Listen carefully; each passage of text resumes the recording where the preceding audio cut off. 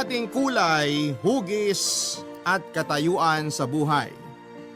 Lahat tayo ay may karapatan na umibig.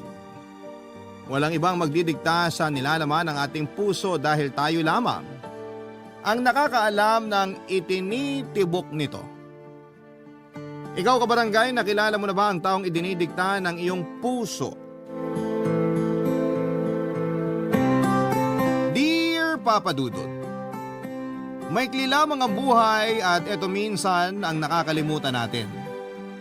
Masyado tayong tutok sa mga pangarap natin sa hinaharap sa puntong hindi na natin na-enjoy ang mga blessing na meron tayo kasama ang mga mahal natin sa buhay.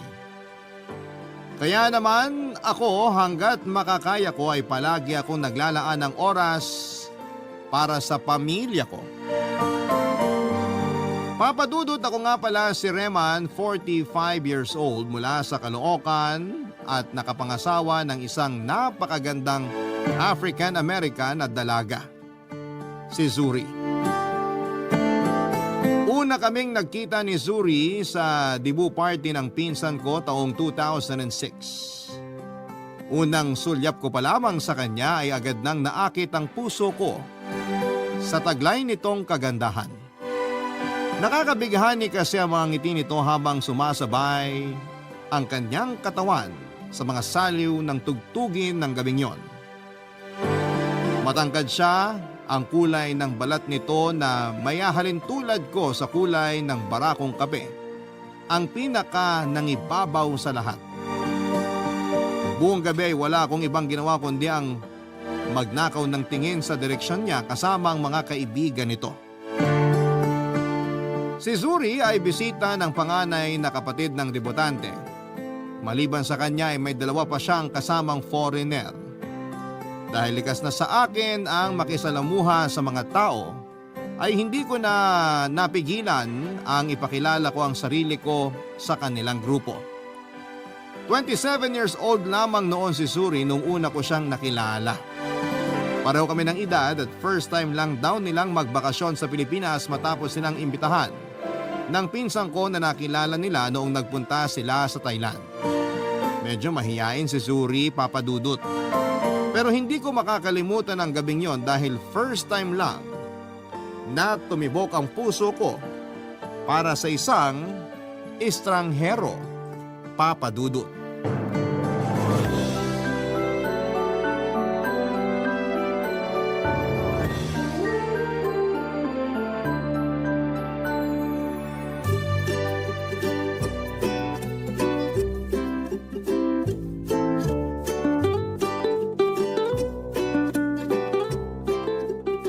Eric, halika na.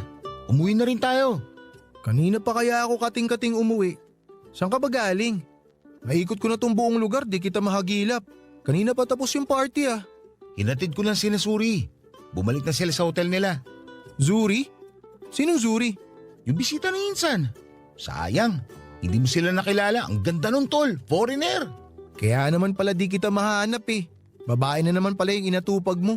Seryoso, kapag nakita mo siya, para ka nang nakakita ng anghel. Lahat naman ng babaeng nakikilala mo maganda sa mata mo. Parang wala ka ng standards eh. Lahat na lang maganda para sa'yo. Hindi, iba tong si Suri. Sobrang ganda niya tol. Ngayon lang ako humanga sa isang black beauty. Parang na-inlove na nga kagad ako eh. Black Beauty? Teka, ito bang bisita ni Insa na sinasabi mo? Yan yung mga foreigner? Oo nga. Kasasabi ko lang na foreigner eh. Hindi ka ba nakikinig? Yung Black American. Siya yung Zuri na sinasabi ko. Ah, nakita ko na sila nung nakaraan. Pinakilala sila sa akin ni Insan. Nung bagong dating lang sila dito. Talaga? Bakit hindi niya pinaalala sa akin? Ewan, di naman planado yung pagkikita namin eh. Nagpasundo kasi sila. Nasiraan sila ng sasakyan sa airport mismo kaya ako na yung tinawagan ni Insan. Siguro alam niyang nasa malapit lang yung trabaho ko. Ako nagatid sa kanila papunta sa hotel. Eh di nakita mo na si Suri. Ano masasabi mo sa kanya? Maganda, di ba? Maganda naman pero mas type ko yung kasama nilang puti. Yung mas bata. Mas malapit sa edad ko eh. Basta sa akin, kay Suri ako. Sa kanya unang tumibok tong puso ko. Nasa kanya nga lang atensyon ko buong gabi. Ang OA nung unang tumibok ang puso ah. Totoo nga. Daig ko pang nagayumay. Kulang na lang dukutin ko tong puso ko para ibigay mismo sa kanya eh. Parang timang to. Oo na, gusto mo na siya, gets ko na. Nagiging OA ka na masyado eh. Baka mamaya niyan, ma-turn off sa'yo yung tao. Ganun pala talaga yung tinatawag na love at first sight, no? Nung magkasama kami kanina, lumilipad na kagad yung utak ko sa future naming dalawa eh. Ang tanong, single ba siya? Oo, single daw siya. Walang asawa, walang boyfriend, walang nanliligaw, walang sabit. O anong plano mo niyan? Babakuran mo na. Di ko nga alam eh. Nakalimutan ko nga kunin yung Facebook account niya. Minessage ko na si Insan pero hindi pa siya nagre-reply. Busy na siguro sila ngayon. Hanapin mo na lang. Oo nga, ganun na lang. Nga pala, nabanggit din sa akin ni Insan na nagsusulat yung mga yun ng kung ano sa internet. Vlog ata tawag dun? Nakwento nga sa akin yung vlog-vlog na yan. Balita ko pa, mahilig sila mag-travel na magkakaibigan. Ang kwento ni Insan, sa Thailand niya nakilala yung lalaking foreigner na nakasama nila. Boyfriend niya ata yun eh. Talaga? Oo, tapos yung babaeng sinasabi ko na type ko, kapatid yun ng boyfriend niya. Si Zuri naman, kaibigan nila. Kaya naman pala sweet na sweet sila kanina eh. Boyfriend pala ni Insan yun. Ano sa tingin mo? Imbitahan kaya natin sila sa bahay. Ano naman gagawin nila dun? Eh di pakainin natin ang masasarap na pagkain Pinoy. Mag-inuman, ganun. Eh dapat inimbitahan mo na sila kanina nung magkakasama pa kayo. Ngayon ko lang naisip eh. Daan kaya tayo sa hotel nila? Wag na, sa susunod na lang. Inaantok na ako eh. Gusto ko nang umuwi. O sige, imi-message ko na lang si Insan. Pero parang malabo na pala mangyari yun. Kumpleto na yata itinerary nila eh. Bakit? Saan ba sila sunod na pupunta? Palawan yata. Hindi ko lang alam kung kailan. Gano'n ba sila katagal dito sa Pinas? Alam mo kuya, sumingit ka na lang sa schedule nila. O kaya sumama ka sa mga lakad nila. Total, close mo naman na yata sila eh. Kapag nakuha ko na yung Facebook ni Zuri, tatanungin ko yan. Maganda siguro ko ipasal ko sila no? Bago sila umuwi. Bahala ka. Gawin mo kung ano gusto mong gawin. Pwede ba umuwi na tayo? Pasara na talaga tong mga mata ko eh. O sige, tara na. Ikaw mag-drive ha? Hindi ka na ba lasing? Hindi naman ako nalasing kaya pwede ako mag-drive ngayon. Konti lang ininom ko kanina. Sinabayan ko lang sila. O sige, iuwi mo ako ng maayos ha. Basta ako, sa biyahe pa lang pauwi, matutulog na ako.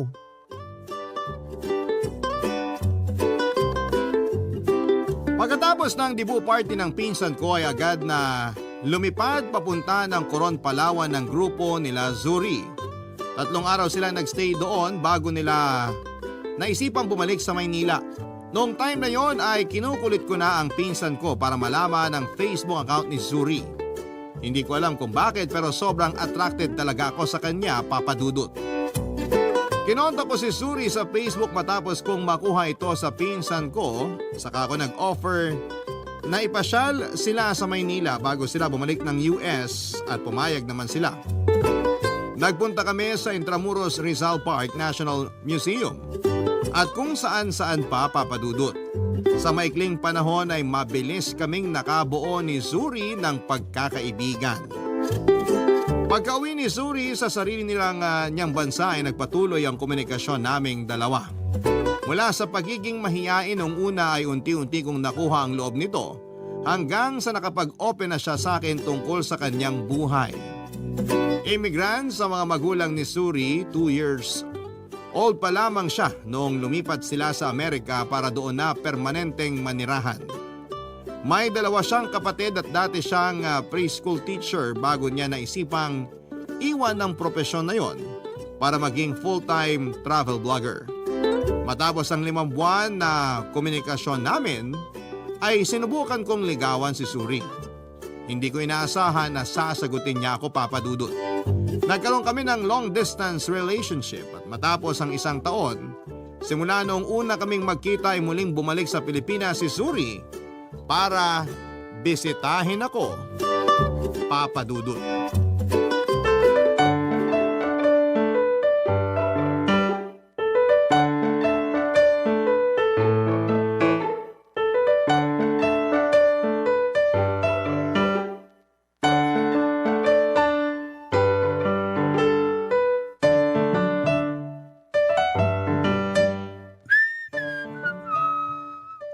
Daming alikabok. Ilang taon na bang hindi napupunasan tong mga to? Kuya, lalabas ako. Pairam ng kotse. May papabili ka ba? Wala naman. Kunin mo na lang yung susi sa bag ko. Nandyan, nakapatong sa lamesa. Teka, totoo ba tong nakikita ko? Ano? Totoo nga, Lin. Yung ginagawa mo? Naglilinis ka? O bakit? Kumakasita ka, parang ngayon mo lang ako nakita naglinis ha. Oo, ngayon lang talaga. Anong nainom mo? Ba't bigla kang sinipag? Ipuin ko nga yan noo mo. May sakit ka ba? Uy! Ano ba ginagawa mo? Doon ka nga. Wala akong sakit. Eh bakit ka naglilinis? Ano, kabilugan ba ng buwan mamayang gabi? Nagkaroon ka na ba ng spiritual intervention kaya masipag ka na ngayon? Darating na sa linggo si Suri. Nakakaya kung madatatnan niya itong bahay na madumi. Kaya nagje-general cleaning ako ngayon. Magbabakasyon ulit si Zuri? Oo, namiss siya daw ako eh. Naks! Sabihin mo magdala siya ng pasalubong ha. Kahit chocolate lang, masaya na ako. Si Raulo, maya ka naman. Alam na ba nila mama at papa? Hindi pa. Gusto ko silang isurprise. Mabuti naman na isipan mo siyang ipakilala. Tagal mo ring tinago yung relasyon niyo eh. Hindi ko naman tinago.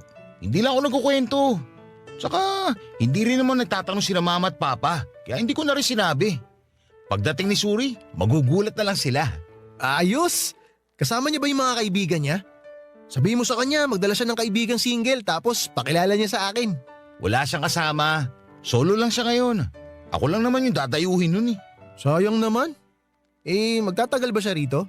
Mga 2-3 linggo siguro. Depende. Saan siya tutuloy? Dito sa atin? Oo. Inoffer ko na tong bahay since mag-isa lang naman siya. Masyadong magastos kapag nag-check-in pa siya sa hotel. May extra naman tayong kwarto rito eh. Saka maganda rin yung para makabanding niya sila mama. Talagang seryoso ka na dyan sa Zuri na yan ha? Ito na talaga yung tol. Siya na talaga. Sandali lang. Kaya ba siya uuwi? Kasi magpapakasal na kayo? Si Raulo hindi pa. Mag-iisang taon pa lang kami. Kasal na kagad. Gusto lang talaga niya ako makita kasi syempre, nung last nakita namin, hindi pa kami. Gusto niya siguro makatikim ng ano mo. Ano? Ng pagmamahal mo. Alam mo na yun. Loko-loko ko talaga. Isi-celebrate lang namin yung anniversary namin bilang magkarelasyon. Sus, kunwari ka pa. Basta, ipakita mo sa kanya ang galing ng mga lalaking Pilipino ha. Yung tipong di na siya babalik sa bansa nila pagkatapos. Kung ano-ano pa pinagsasabi mo dyan. Umalis ka na nga. Ginugulo mo lang ako eh. Marami pa akong lilinisin dito. Sama mo na rin yung kwarto ko. Total, once in a blue moon ka lang naman maglinis eh. Ano ka? Sinuswerte? Linisin mo sarili mong kwarto. Akala ko ba general cleaning yan? Di ba pag general cleaning, buong bahay yun? Kasama mga kwarto? Sige, lilinisin ko kwarto mo. Bayaran mo kung 1,000. Ay, ako na lang pala maglilinis. Pero seryoso kuya. Congrats sa bago mong relasyon. Tagal mo ring naghanap ng maayos na babae para sa'yo eh. Sana sa pagkakataong to, tama na yung babaeng pinili ng puso mo. Salamat. Sana nga si Suri na talaga. O i-claim mo na yan. Hirap mo pa namang alagaan kapag sawi ka sa pag-ibig. Bumabagsak mundo mo kapag broken-hearted ka eh. Hindi na ulit mangyayari yun. Sisiguraduhin ko si Suri na talaga ang makakasama ko habang buhay. Huwag mong siguruhin, gawin mo. O sige na, mauna na ako. Wala ka talaga ipabibili? Wala nga. Mag-ingat ka na lang. Okay, sige. Alis na ako ha.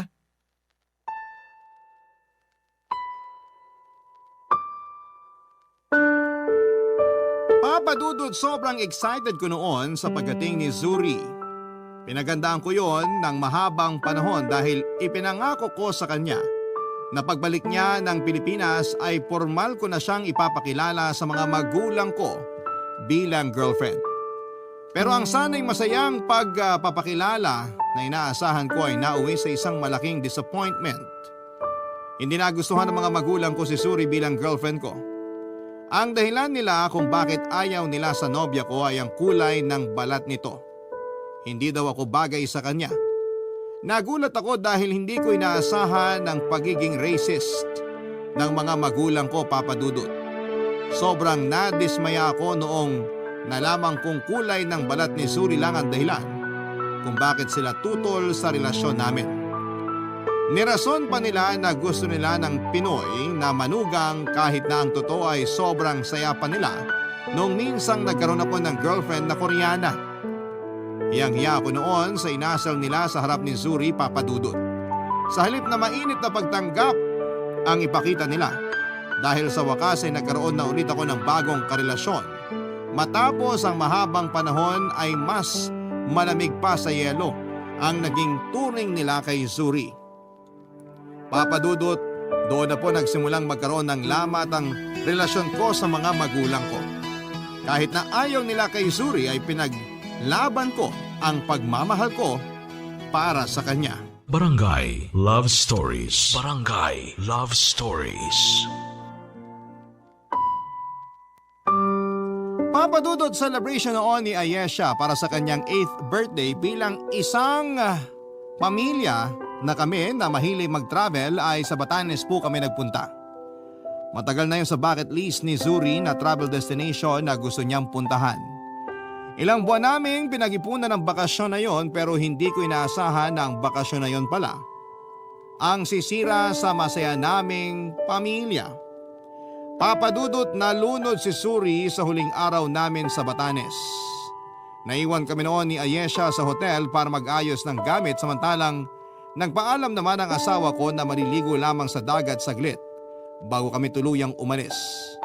Nung napansin kong ilang oras na ang lumipas, Papa Dudut, ay nagulat ako sa mga kaganapang yon.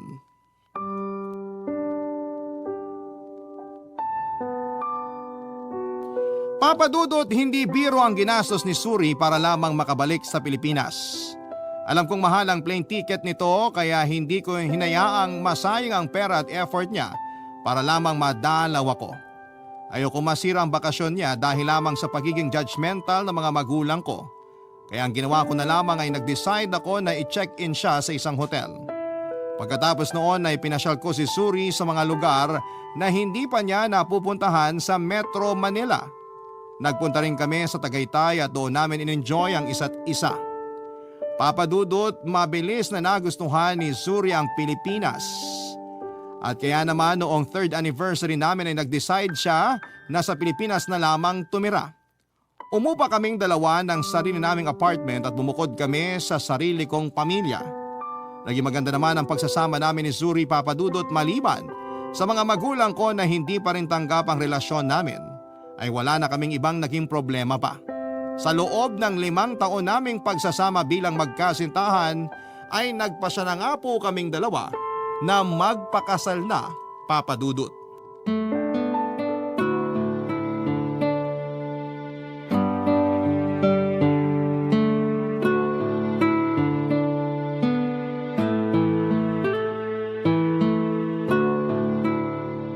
Kuya, nandito na ako. Ang tagal mo. Kanina pa ako nag-aantay dito. Anong balita kay Zuri? On the way na raw sila. Sigurado ka ba? Oo, nakausap ko siya sa phone kani-kanina lang. Kung bakit kasi ayaw pang sumabay sa akin kanina eh. Civil wedding lang naman itong mangyayari. Pagbigyan mo na yung bride mo. Pinaghandaan daw niya yung araw na to. Kasi gusto ka raw niya ma-surprise sa magiging itsura niya ngayon. Talaga ba? Oo! Siyempre, kahit na hindi to tradisyonal na kasal, kahit na civil wedding lang kayo, importante pa rin tong araw na to para sa inyong dalawa. Kaya huwag ka masyadong nagpapanik dyan. Masisira lang mood mo lalo. Baka kasi hindi sila makabol sa schedule. Hindi lang kami ang ikakasal ngayong araw. Kuya, ano ka ba? Araw mo to. Huwag mo sirain dahil lang sa pagiging aburido mo. Kasado na lahat. Huwag ka naman problema. Lalo na meron akong good news na dala para sa'yo. Good news? Anong good news yan? Kaya ako na-late ng konti kanina kasi may unexpected guests ka. Sino naman? Konti lang naman na inimbitahan namin ngayon ah. Sigurado ako matutuwa ka kapag nakita mo sila. Abangan mo na lang kung sino yung mga darating mamaya. Mas lalo lang ako magiging aburido niyan. Huwag mo na kasi akong pinapakaba. Kabado na nga ako eh. Sabihin mo na lang kung sino. Ano ba yan? Di wala nang thrill. Sabihin mo na kasi. Pupunta raw sina mama at papa sa kasal nyo ni Zuri. Talaga? Darating sila ngayon? Oo! Kaya ako na late kasi tinulungan ko pa sina mama at papa na mag-ayos. On the way na sila. Pero akala ko ba hindi sila pabor na ikasal kami ni Zuri? Matagal na yun, kuya. Sabi ko naman sa'yo, matatanggap din nila si Zuri kapag nagtagal eh. Tsaka miss ka na nung mga yun. Simula nung umalis ka sa bahay, lagi sila nakikibalita sa akin tungkol sa'yo. Kaya nga nung nalaman nila na ikakasal ka na, nag-usap silang dalawa. Wala naman silang choice eh. Tsaka hindi ka na bata. Hindi na nila kontrolado buhay mo. Parte na ng buhay mo si Zuri. Kaya kung gusto ka nilang makasama ulit, dapat kasama na rin dun si Zuri. Para na kayong package deal eh. Hindi pwedeng mawala yung isa. Sigurado ako matutuwa nito si Suri kapag nakita niya sila mama at papa mamaya. Salamat, tol! Wala yun, pamilya tayo eh. Meron man konting hindi pagkakaintindihan pero sa huli, tayo-tayo rin naman na magsusuportahan. Ay, ito na talaga yun. Ikakasal na ako, tol! Congrats kuya! Masaya ako para sa'yo. So, kumusta naman ang feeling? Maliban sa pagkaparaning, ano pang nararamdaman mo ngayon? Halo-halo na eh. Masaya, kinakabahan, nostalgic. Kasi parang kailan lang nung ipinapanalangin ko tong araw na to. Tapos eto na ngayon mismo. Mangyayari na yung matagal kong dalangin. Pero higit sa lahat, excited ako sa magiging bagong buhay namin ni Suri. Sana magkaanak kayo agad para magkaroon na ako ng pamangkin. Agad ba ka mo? Nagawa na ng paraan yan. Teka, wag mo buntis ba si Suri ngayon? Oo, nadali mo. Buntis nga si Suri ngayon. Magiging tito ka na. Talaga? Ang bilis naman natupad ng hiling ko.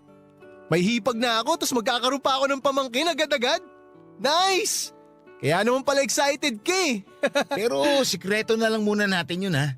Saka na lang natin sabihin yun sa publiko kapag ready na si Suri. Sa publiko? Feeling artista. Sige, wag kang mag-alala. Ligtas ang sikreto nyo sa akin. Salamat. Tara na sa loob. Doon na lang tayo maghintay. Papa Dudut, hindi agad-agad pero unti-unti ring naging open ang mga magulang ko kay Zuri. Mabuti na lamang at never nagtanim ng sama ng loob ang asawa ko kina mama at papa.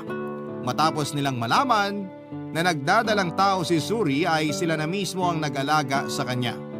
Maya't maya ang pagdalaw nila noon sa apartment namin, lalo na si mama, para dalhan kami ng pagkaing niluto niya. Marami din siyang ibinigay na advice kay Zuri para mapangalagaan ito ang katawan niya habang nagbubuntis. Papadudot 2 years na noong naninirahan si Zuri sa Pilipinas pero patuloy pa rin ang culture shock niya na nararamdaman sa bansa natin.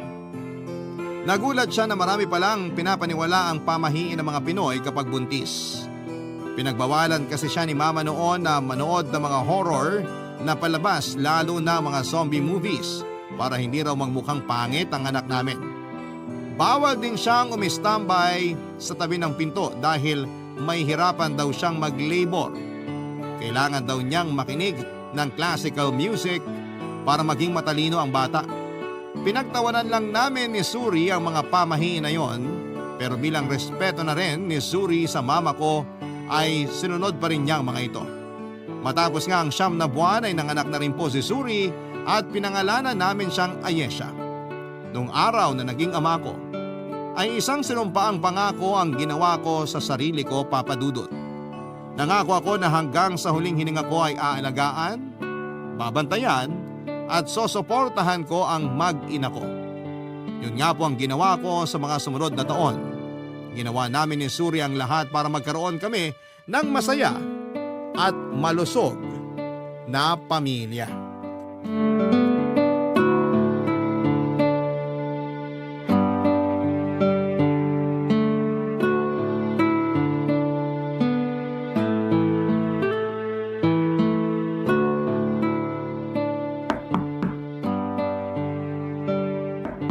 Saglit lang, nandyan na!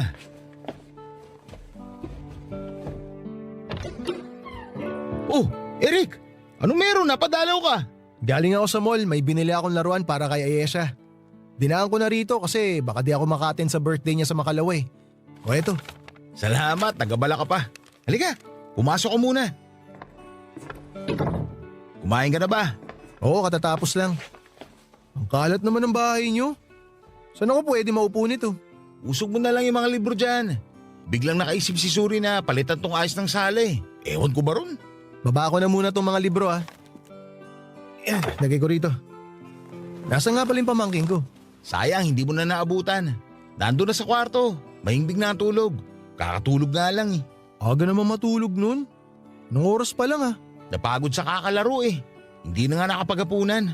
Si Zuri nasaan? Naliligo. Napagod din yata sa pag-ayos ng gamit kaya ayun. Ipinagpabukas na lang yung sinimulan niya. Ano palang meron? Bakit hindi ka makakapunta sa birthday ni Ayesha? May lakad kami ng girlfriend ko Out of town kami. Hindi ba pwedeng i-reschedule na lang yan? Panigurado hanapin ka ni Ayesha sa birthday niya. Di pwede kuya eh. Importante itong pupuntahan namin. Mas importante kaysa sa pamangkin mo? Ay, sandali lang ah. Saan ko ba nailagay yun? Ang alin? Yung ano? Ayun. O eto. Salo. Ano to? Invitation yan para sa inyong tatlo ni Nazuri. Invitation para saan? Basahin mo kasi. Hawak-hawak mo na nga eh. We cordially invite you to… Sandali lang. Ikakasal ka na? Oo kuya. Next month na. Talaga? 3 years pala kayo na syota mo ah. O ano naman masama ron? Kung nagmamahalan naman kami, ba't pa namin patatagalin? Kung sa bagay nga naman, congrats! Yung lakad namin ng girlfriend ko sa Makalawa, fitting ng wedding gown niya yun, kaya di pwedeng i-risked. Alis din kasi yung tatahi. Pagkatapos naman ng fitting, uuwi kami sa pamilya niya. Mamimigay ng imbitasyon. Kaya naman pala napaaga ni pabigay mo ng regalo kay Ayesha eh. Naks, mukhang ako naman na magkakaroon ng pamangkin ah. May laman na ba? Wala pa, matagal pa yan. Huwag ka masyadong atat. Ikaw dapat tinatanong ko niyan eh. Kailan ba masusundan si Ayesha? Mukhang malabo na mangyari yan. Ha? Bakit naman? Isa lang ata ang plano ni Zuri na anak eh. Ayaw niya daw ng marami kasi mahirap daw buhayin. Sa bagay, mas madaling mag-alaga ng isang bata lang. Parang ganun din yata yung girlfriend ko eh. Maliit na pamilya lang yung gusto. So kuya, maiba ako. Anong may papayo mo sa akin ngayon bilang magkakaroon na rin ako ng pamilya? Meron bang mga dapat tsaka hindi dapat na gawin? Ba't kailangan mo pantanungin yan? Hindi ba dapat? Prepared ka na sa mga ganyang bagay. Bago ka ikasal, dapat alam mo na yung mga dapat gawin. Siyempre, ikaw yung may experience na eh. Maganda rin na bigyan mo ako ng advice para sa mga bagay na hindi ko pa alam. Kanya-kanyang buhay naman yan eh. Iba ka, iba rin ako. Iba ang girlfriend mo, iba rin si Zuri. Basta may papayo ko lang sa'yo, mahalin mo magiging asawa mo. Mahalin mo siya at igalang katulad ng pagmamahal at paggalang na ginagawa mo sa sarili mo. Kapag nag-isang dibdib na kayo, hindi na lang sarili mong iisipin mo. Iisipin mo na rin ang kapakanan ng asawa mo, mga pangangailangan niya, kagustuhan, problema, pangarap, at kung ano-ano pa. Ganyan ba kayo ni Zuri? Oo! Maganda ang komunikasyon namin mag-asawa, kaya masaya kaming dalawa. Magbigayan lang kayo. Kung may hindi man pagkakaintindihan, solusyonan nyo na maayos. Kung maaari, iwasan nyo magkatampuhan. Itatanim ko yung payo mo sa puso ko, kuya. Salamat ah. Walang anuman, tol.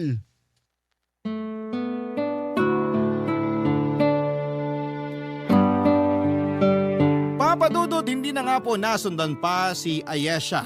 Ayon kay Zuri ay kontento na siyang magkaroon ng isang anak. Ayaw daw kasi niyang magkaroon ng maraming anak dahil karaniwang yon ang nagiging sanhi ng paghihirap ng mga tao. Sa mga bansang napuntahan niya ay lagi siyang nakakakita ng mga batang walang maayos na buhay.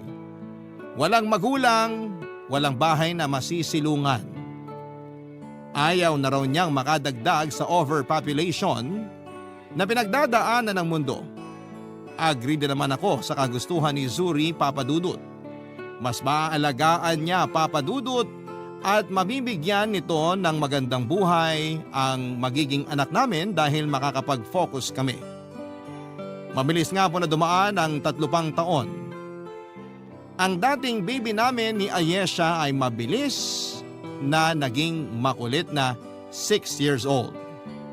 Natatandaan ko pa nga na binantayan siya ng mama niya sa unang linggo ng klase nila dahil first time niyang mawalay sa nanay niya. Papadudot, mahirap ang naging buhay ni Ayesha sa eskwelahan nila dahil sa kulay ng balat niya. Siyang naging tampulan ng tukso ng mga kaklase niya. Siya kasi ang laging stand out dahil sa kakaibang features nito. Marami kasi siyang namana mula sa kanyang ina katulad na lamang na magandang balat nito at makapal at kulot na buhok. Dumating nga noon sa puntong ikinahiya niya ang sarili niya dahil sa pagiging racist ng mga kaklase niya. Ganon pa man, Papadudot, ay ginawa namin ni Zuri ang lahat para maibsan ang nararamdaman ng anak namin. Ipinaramdam namin sa kanya na lagi kaming nariyan para samahan siya sa kalungkutan, Papadudot. Hindi rin kami nagkulang sa pagpapaalala sa kanya na walang mali sa kanya.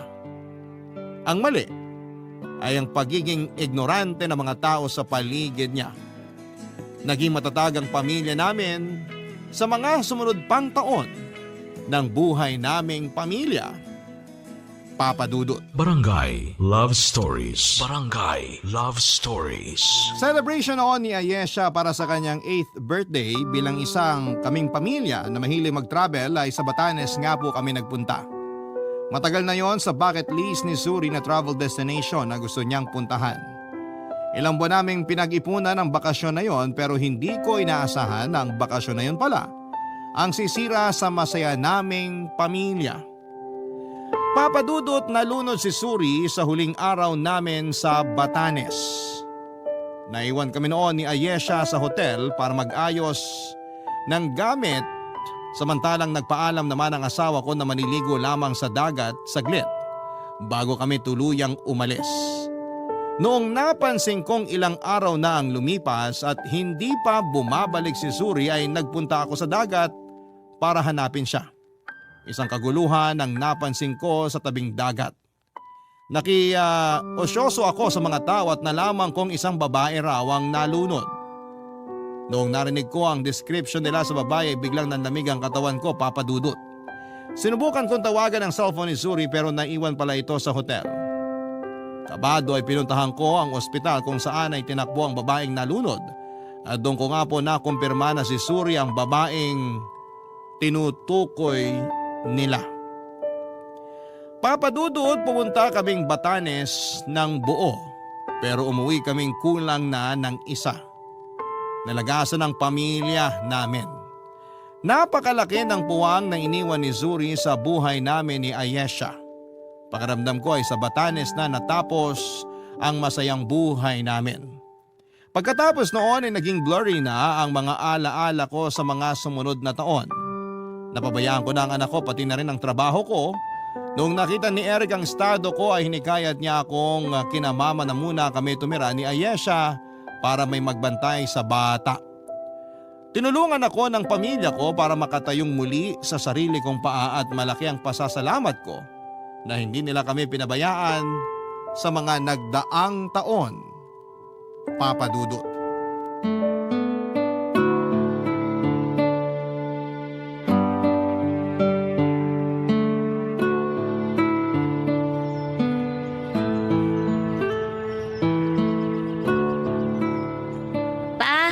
Pwede pong ako na lang ang mag-light ng candle ni Mama?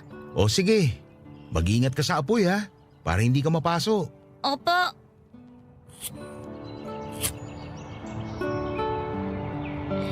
Yan, may candle na si Mama. Pa, bakit po kailangan natin ng kandila kapag nagpupunta tayo dito sa sementeryo? Ang sabi nila, kailangan natin magsindi ng kandila para magkaroon ng ilaw yung spirit ng mama mo. Bakit po? Madilim po ba sa heaven? Hindi naman, pero kapag nagsindi tayo ng kandila, nakikita yun ng mama mo sa heaven. Ibig sabihin, naaalala natin siya. Kailangan pala araw-araw ako mag-light ng candle para makita ni Mama na namimiss ko na siya. Alam mo, hindi mo na kailangan ng kandila para lang maipaalam mo sa mama mo na miss mo siya kasi araw-araw naman niyang nare-receive yung prayers mo para sa kanya. Talaga po? Oo naman. Lagi kanyang pinapanood mula sa heaven, kaya dapat lagi kang good girl. Ikaw po, Papa, miss mo na rin ba si Mama? Siyempre naman. Kahit ilang taon na lumipas, palagi ko pa rin siyang namimiss. Walang araw na hindi siya pumapasok sa isipan ko. Siya na ang buhay ko eh. Kaya nung nawala siya, malaking parte rin ng buhay ko ang nawala. Ano po yung namimiss mo kay Mama? Marami. Yung luto niya na hanggang ngayon, hindi ko pa rin makabisa ang pangalan. Sobrang miss ko na yun. Ano pong luto yun? Hindi ko alam kung naaalala mo pa. Pero lagi siya nagluluto nun ng karne ng baka, nakakaiba yung sabaw. Sayang, hindi man lang niya naituro sa akin yung recipe nun. Favorite daw yun ng mama mo nung bata pa lang siya. Lagi daw yung niluluto ng mama niya. Sa pagkakaalala ko, sikat yun sa bansang pinanggalingan niya eh. Saan po bang bansa galing si Mama? Sa Amerika na siya lumaki, pero ipinanganak siya sa Namibia. Doon yun sa South Africa. Kaya minsan, kakaiba yung luto ng mama mo. Kasi pinaghahalo niya yung kultura nila sa kultura nating mga Pilipino. Sayang wala na po akong maalala sa mga niluluto ni Mama dati eh. Hayaan mo, susubukan ko mag-research para matikman ulit natin yung mga luto niya. Sige po. O ikaw naman, ano namimiss mo sa mama mo? Miss ko na po yung pagbe-braid niya sa buhok ko. Simula nung nawala siya, hindi na po ako nakakapag-braid eh. Pasensya ka na ha. Hindi talaga ako marunong mag-ayos ng buhok eh. Sinubukan ko naman noon pero hindi ko talaga masundan. Oo nga po, nung binraid niyo ako, ang sakit po sa buhok. Tinutokso ko pa ba doon sa school nyo dahil sa buhok mo? Minsan po, pinaglalaroan nila yung buhok ko pero hinahayaan ko na lang po sila. Bakit naman? Kapag inaasar ka ng mga classmate mo, dapat sabihin mo sa teacher mo. Ang sabi po sa akin ni Mama, kapag daw po tinutukso ako ng mga tao, wag ko raw po silang pansinin. Bakit daw? Basta, isipin ko lang daw po na maganda ko. Ano man daw po yung sabihin nila tungkol sa akin, nasasabi lang po daw nila yon kasi kakaiba po ako. Special daw po ako. Tama nga naman. Pero alam mo anak, maganda ka kahit ano pang sabihin nila sa'yo. Namana mo yung ganda ng mama mo eh. Pareho kayo ng ngiti. Yan din po ang sabi sa akin ni Tito Eric. O sige na, mag-pray na tayo para kay mama mo para makauwi na tayo. Sige po. Ang sabi nila ay may 5 stages daw, Papa Dudut, ang pagdadaanan ng isang taong nawalan. Sa 5 yon, ang ika-4 na stage ang pinakamahirap, ang tinatawag nilang depresyon. Noong mga panahon na yon ay gusto ko na lamang matulog buong araw. Doon lang kasi nawawala ang sakit na nararamdaman ko. Tuwing natutulog ako ay saglit akong nakakalimot. Para kong zombie noon na paikot-ikot lang at tila wala nang patutunguhan. Pero kalaunan ay napagtanto ko na buhay pa ako at buhay pa ang anak ko. May trabaho pa akong kailangang gampanan at yon ay ang maging magulang sa anak namin ni Zuri. Kailangan ako ng anak ko. At yun na nga ang ginawa ko. Pinilit kong bumangon para kay Ayesha. Upang mapaghilom ang sugat na dulot ng pagkawala ni Zuri ay sinubukan namin ni Ayesha na gawin ang mga bagay na dati na namin ginagawa kasama ang mama niya katulad na lamang ng pagta-travel. Hindi man katulad ng dati ang sayang nararamdaman namin dahil kulang na kami ay nagtulungan kami ng anak ko na makabangon. Papadudot ginawa ko ang laging ginagawa ni Zuri kay Ayesha noon katulad na lamang ng pagluluto ng paborito nitong breakfast. Pati na rin ang pagsama sa panonood ng animated movies na siyang bonding nilang mag-ina. Pero sa lahat ng ginagawa ni Zuri para kay Ayesha dati, isang bagay ang hirap akong gawin at yon ay ang pag-aayos ng buhok nito para gawing braid. Kaya naman naking gulat ko, Papa Dudut. Noong isang araw ay bigla na lamang umuwi si Ayesha mula sa school nila na naka-braids na siya.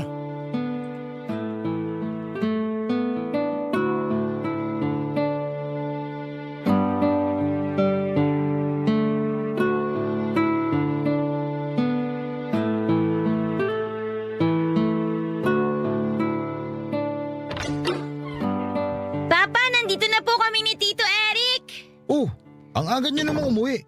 Akala ko ba doon ka kina lola mo matutulog kasi Sabado bukas? Umuwi na po kami kasi may sakit po si Lola. May sakit? Eric, ano nangyari kay mama? May sipon. Pinauwi na lang siya kasi baka raw mahawa siya.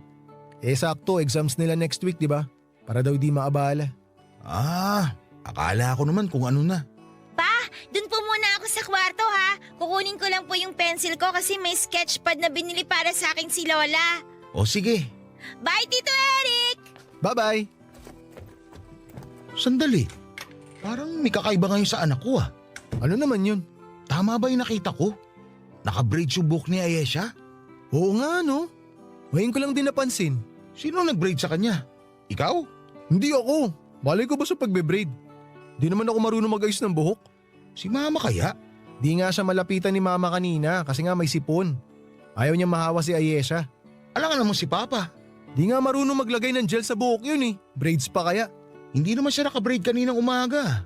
Nung sinundo ko siya kanina galing sa school nila, parang nakabraid na yata yung buhok niya eh. Di ko lang sigurado. Di ko na maalala eh. Sino nag-ayos ng buhok niya? Aba malay ko. Itanong mo kaya sa kanya. Sandali, tawagin ko nga rito. Ayesha! Ayesha! Po? Halika muna dito saglit anak. May tatanong lang si Papa. Wait lang po! Nandyan na po! Bakit po, Papa? Ano po yung tatanong nyo?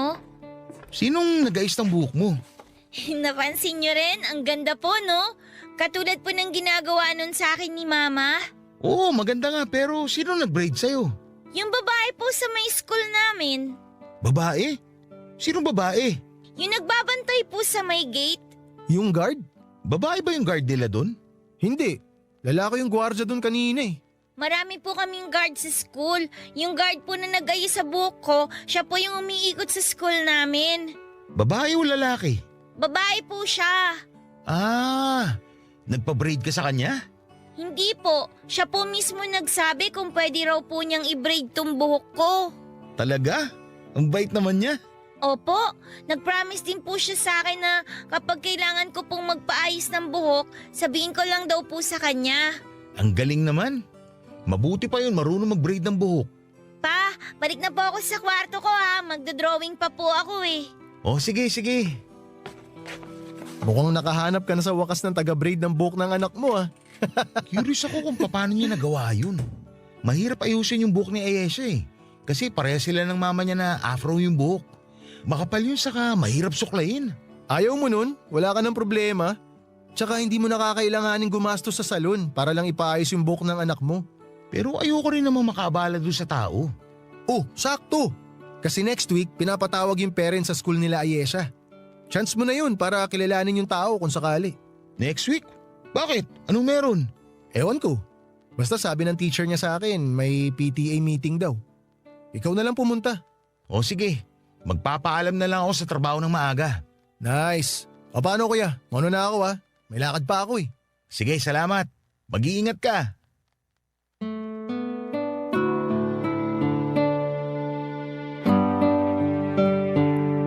Papadudot nung nagkaroon ng parent-teacher meeting sa school nila Ayesha ay nabigyan ako ng chance na makilala ko ang tinutukoy ng anak ko na babaeng nag-braid ng kanyang buhok.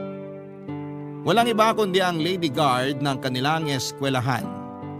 Nakakwentuhan ko siya bago umuwi papadudot at ayon sa lady guard na ang pangalan ay Genevieve. Nakita raw niyang pinaglalaroan ng mga kaklase ni Ayesha ang buhok nito. Sinaway niya ang mga bata at sinamahan niya ang anak ko habang naghihintay ng kanyang sundo. Doon ay naibahagi ni Ayesha na dati nakabraid ang mga buhok niya pero simula noong namatay ang mama niya ay napabayaan na ang buhok nito. Nag-offer si Genevieve papadudot na i-braid ang buhok ni Ayesha. Bago raw naging lady guard si Genevieve ay nagkaroon siya ng 1 taon na experience sa isang beauty salon. Kaya naman madali lang niyang naayos ang buhok ng anak ko nang walang kahirap-hirap. Pinasalamatan ko si Genevieve sa kabutihang ginawa niya. Nag-offer din siya na turuan ako kung papaano ayusin ang buhok ni Ayesha at dahil matagal ko nang gustong matutunan yon ay nagpaturo ako kay Genevieve. Doon na po nagsimula ang koneksyon namin ni Genevieve papadudot. Naging friends kami sa social media at di naglaon ay naging close kaming dalawa. Taon na nga ang lumipas bago ako nakaramdam ng pagtingin sa kanya hanggang sa pinagbigyan ko ulit ang puso kong magmahal. Pumasok kami sa isang relasyon at di nagtagal ay si Genevieve na ang tumayong pangalawang ina ni Ayesha. Isang bagong pamilya ang binuo ko. Dala mga ala-ala at aral na natutunan ko sa pamamagitan ng dati kong asawa na si Zuri. Ngayon ay nananatiling matatag ang pamilya namin. Sa katunayan ay may kapatid na po si Ayesha ngayon at magdadalawang taon gulang na po siya. Papadudot, hanggang dito na lamang po ang sulat ko sa inyo. Maraming salamat po sa pagkakataong ibinigay ng Barangay LS 97.1 sa akin paribahagi ang kwento ng aking buhay, pag-ibig at pag-asa. Dito po sa Barangay Love Stories. Ang iyong kapuso at kabarangay, Reman. Nagustuhan ng iyong napakinggan? Ituloy yan via live stream sa www.gmanetwork.com/radio. Barangay LS 97.1 4